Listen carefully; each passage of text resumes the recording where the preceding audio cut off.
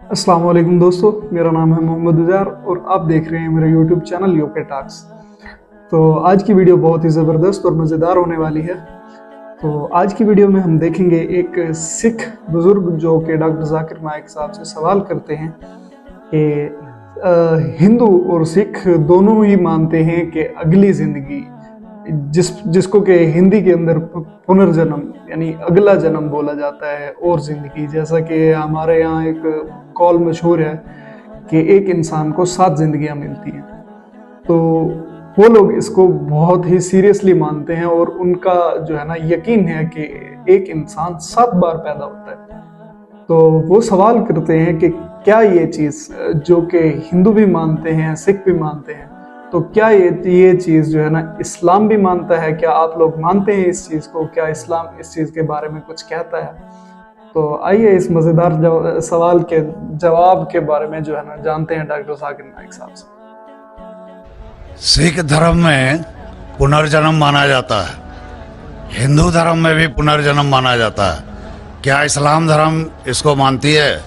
मैं प्रितपाल सिंह सिलीगुड़ी से आया हूँ, आपसे जिज्ञासा रखता हूँ।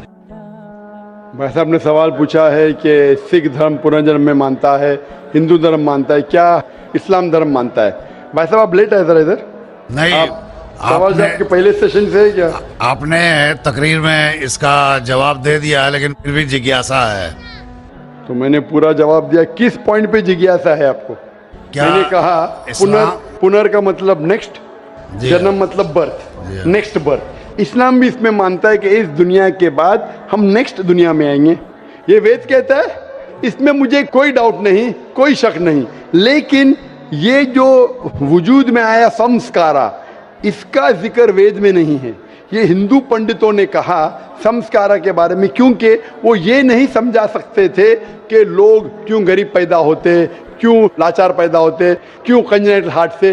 तो ये नहीं पता होने की वजह से फिलॉसफी वजूद में आई। लेकिन वेद में सिर्फ लिखा है पुनर्जन्म, जो कुरान में लिखा है, सिख धर्म में लिखा है, कि मुझे कोई एतराज नहीं। लेकिन ये मानना कि बर्थ फिर डेथ फिर बर्थ फिर डेथ फिर बर्थ फिर डेथ, ये साइंटिफिकली मुमकिन ही नहीं है। I can give you another quotation why it's not possible. आप समझ रहे ना? तो किस लॉजिक पे आप संतुष्ट नहीं है? मैं आपसे ये जानना चाहता हूँ कि जैसे सिख धर्म में ये माना जाता है कि किसी व्यक्ति की मृत्यु हुई है, वो कहीं ना कहीं फिर जन्म लेगा। क्या इस्लाम इसको मानती है? नहीं, कहीं ना कहीं ने सिर्फ एक जगह लेंगे, आखिरी नेक्स्ट जिंदगी। और यही सही मानों में वेद में लिखा है, पुनर्जन्म नेक्स्ट जिंदगी। कहीं ना कहीं यहाँ पैदा हुआ, अमेरिका में करेंगे बिल्कुल, किधर भी वेद में नहीं लिखा है। वेद में कहीं नहीं लिखा है। ये पंडितों ने अपनी तरफ से पेश किया है। पुनर्जन्म जो कुरान में है और वेद में है, उसके मानी नेक्स्ट लाइफ, ये हम मानते हैं। लेकिन कहीं ना कहीं यहाँ लेंगे नहीं, एक ही जगह आखिरत में। और क्योंकि साइंटिफिकली ये लोग जो कहते संस्कारा, क्या आप अच्छे काम करेंगे तो आप स्वर्ग में जाएंगे, अच्छे काम करेंगे तो अगले जन्म में आप इंसान बनेंगे, बराबर कि नहीं? स्वर्ग में जाएंगे तो स्वर्ग में जाएंगे तो आने की जरूरत क्या? फिर स्वर्ग में रहना अच्छा ना, धरती पे क्यों आएंगे? फिर कुछ मतलब में स्वर्ग में जाके फिर वापस आते। अगर स्वर्ग में जाके इनाम मिल गया तो यहाँ वापस क्या आते? अगर नर्क में गए तो वापस यहाँ जिंदगी में आके फायदा क्या? अगर आपको सजा मिल गई तो यहाँ फिर आप आके क्यों कुत्ता बिल्ली बनते? अगर आप देखेंगे आज दुनिया में क्राइम बढ़ रहा है क्या घट रहा है? बढ़ रहा है। बढ़ रहा है, आप मानते ना? मैं भी मानता हूँ।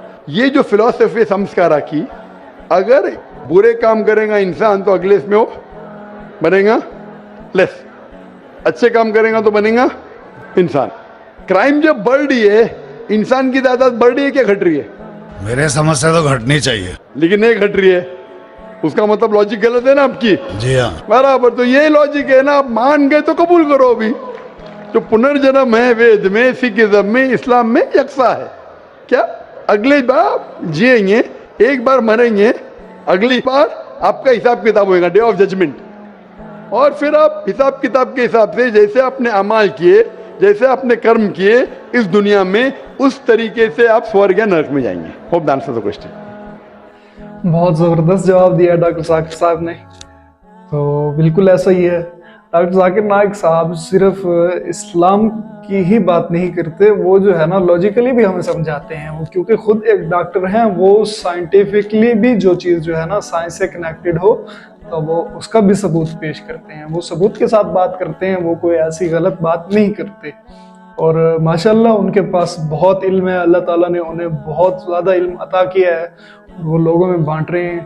तो दुआ है कि अल्लाह ताला उनकी उम्र में इजाफा फरमाए और हमें भी इस्लाम के अमल करने की तौफीक अता फरमाए।